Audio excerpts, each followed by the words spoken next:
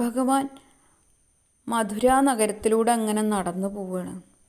ഓടക്കുഴൽ വിളിച്ച് 4 ഭാഗത്തെ കാഴ്ചകളൊക്കെ കണ്ടിട്ട് അങ്ങനെ നടന്നു പോവുകയാണ്.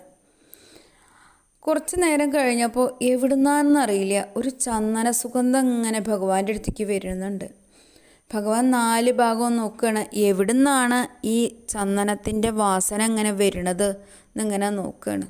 അങ്ങനെ കുറച്ചും കൂടി ഭഗവാൻ മുന്നോട്ട് നടന്നപ്പോൾ ഒരു ചെറിയ കുടിലിൻ്റെ മുന്നിൽ ഒരു വൃദ്ധയായ, അതുമാത്രമല്ല വളരെയധികം വിരൂപതയുള്ള ഒരു സ്ത്രീ ഇരുന്നിട്ട് ചന്ദനം അരയ്ക്കുകയാണ്.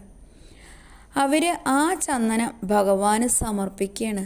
അവരുടെ കയ്യിൽ വേറെ ഒന്നുമില്ല സമർപ്പിക്കാൻ. ഭഗവാൻ ഇങ്ങനെ നോക്കുകയാണ്. എന്നിട്ട് മെല്ലെ അവരുടെ തലയിലൊന്ന് തലോടുകയാണ്. അതോടുകൂടി അവർ ഒരു സുന്ദരിയായിട്ടുള്ള സ്ത്രീയായിട്ട് മാറുകയാണ്. സന്തോഷത്തോടു കൂടി ഭഗവാന്റെ പാദത്തിൽ അങ്ങോട്ട് വീണു അവർ. അത് കണ്ടപ്പോൾ ഭഗവാൻ പറയാണ്, നീയാണ് ലോകത്തിലെ ഏറ്റവും സുന്ദരി. ഇനി ശിഷ്ടകാലം നീ എന്നെ ഭജിച്ചുകൊണ്ട് കഴിഞ്ഞോളൂ, നിനക്ക് ഒരു ബുദ്ധിമുട്ടും ഉണ്ടാവില്ല എന്ന് പറഞ്ഞിട്ട് ഭഗവാൻ അങ്ങനെ നടന്നു പോവുകയാണ്.